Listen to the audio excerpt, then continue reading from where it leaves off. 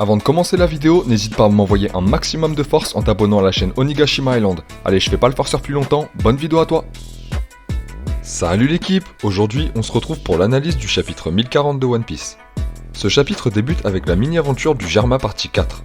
On observe Niji et Yonji toujours capturés dans le livre de Mondor et les deux Vinsmoke se rappellent le moment de leur capture.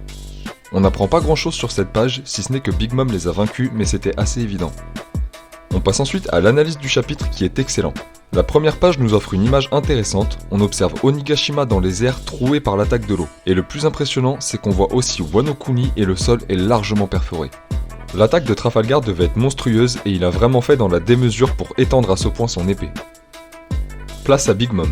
Je la pensais hors d'état de nuire suite à l'attaque de Kid dans le dernier chapitre, mais il en faut visiblement encore plus pour venir à bout d'un Yonko. C'est vrai que cette semaine, j'ai réfléchi un peu et je me souviens que le seul Yonko qu'on a vu mourir, c'est Barbe Blanche. Ce dernier avait perdu la moitié de sa tête, mais il avait aussi encaissé bien pire que Big Mom. La Yonko dit être chatouillée par l'attaque de Kid et elle demande aux deux supernovas de choisir entre être esclave à vie ou bien à lui donner 50 ans de leur espérance de vie. C'est vrai que j'avais totalement oublié dans le dernier chapitre, j'ai dit que Big Mom avait 68 ans et qu'elle avait beaucoup puisé dans son espérance de vie durant ce combat, mais j'avais oublié que cela fonctionne dans les deux sens et qu'elle peut évidemment gagner de l'espérance de vie. Elle leur lâche donc un gros Life or Slave, les deux supernovas ne sont pas terrifiés et l'attaque tombe à l'eau tout comme elle avait échoué avec Jinbei auparavant. Néanmoins, les sbires de Kaido qui sont présents à côté de Big Mom se font dessus et leur espérance de vie est envoyée à cette dernière. Elle s'apprête à se relever, mais Law et Kid ripostent rapidement. Law nous lâche une nouvelle technique appelée Air Room. Cette attaque permet à Law de retirer la propagation du son dans sa room à la manière de Corazon. Kid lance un second Damage Punk à Big Mom pour la finir, mais cela échoue encore et la Yonko tombe dans le trou présent suite à l'attaque de Law dans le chapitre 1039. Big Mom appelle au secours Hera et Prometheus, mais ils sont actuellement dans la forme de Mother Misery.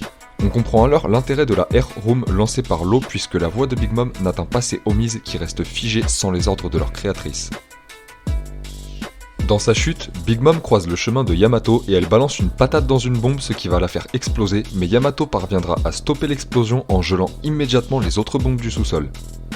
Le spectre de Kanjuro semble conscient tout comme dans le dernier chapitre, il prononce encore le nom d'Orochi et se met soudainement en sa direction.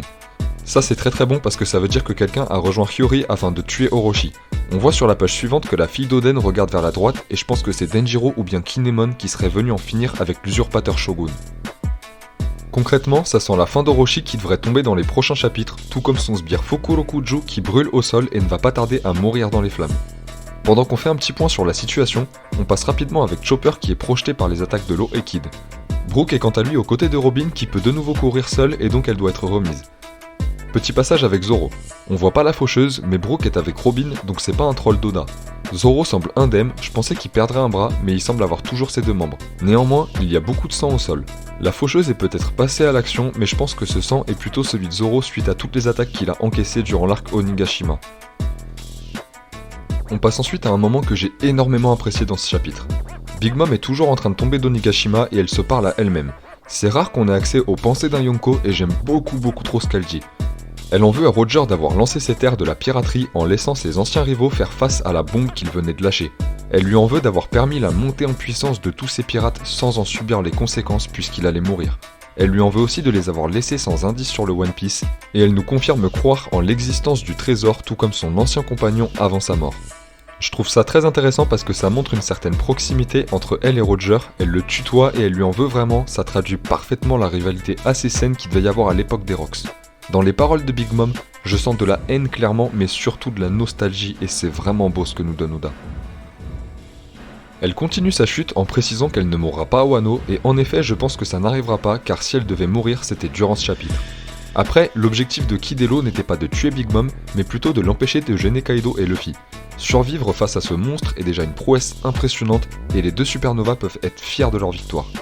Big Mom n'est pas morte, néanmoins l'objectif est accompli puisqu'elle est tombée d'Onigashima et le narrateur confirme cette victoire histoire de mettre tout le monde d'accord.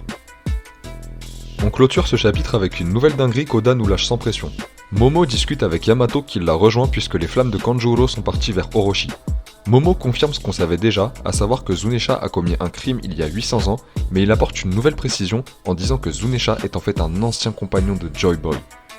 Cette nouvelle fait beaucoup parler et je vois certaines personnes qui imaginent que Zunisha aurait mangé un fruit du démon légendaire, mais c'est vraiment impossible puisque l'éléphant ne pourrait pas marcher dans l'eau de mer comme il le fait actuellement. En réalité, je vois plutôt un parallèle avec Laboon et Luffy. Il y a un mystère supplémentaire, c'est sûr, puisque Laboon ne vivrait pas 800 ans comme ça, mais je vois vraiment pas un fruit du démon être à l'origine de tout ça. Pour conclure, comme je l'ai dit dans l'introduction, ce chapitre est vraiment bon. Big Mom est vaincu par les deux supernovas et de la manière dont c'est fait, Oda donne un peu à tout le monde. Big Mom est vaincue en effet puisqu'elle ne peut plus rejoindre Onigashima, mais les supernovas n'ont pas brisé un Yonko pour autant. La difficulté de ce combat annonce du sale pour celui de Luffy contre Kaido qui eux sont en 1v1. Après, Big Mom a survécu aux supernovas, mais c'est pas pour autant que ce sera le cas de Kaido. Il a combattu presque l'intégralité des antagonistes présents sur Wano Kuni. Il a commencé avec les Furo, puis les 5 supernovas en même temps, suivi de Relais Furo, de Yamato à pleine puissance et de nouveau Luffy. Bref, vous comprenez que ce monstre aura fait le tour de ce qu'il pouvait nous montrer, et je suis très pressé de voir ce qu'Oda nous réserve pour observer la rare mort d'un personnage dans One Piece. En tout cas, on se retrouve dans 2 semaines pour l'analyse du chapitre 1041 de One Piece qui risque d'être tout aussi phénoménal puisqu'il correspond à un chapitre de post-fin de tome. Bon l'équipe, c'est tout pour moi. Si vous avez apprécié la vidéo, n'hésitez pas à lâcher un like et à vous abonner à la chaîne Onigashima Island pour me donner un maximum de force. Sur ce, à bientôt!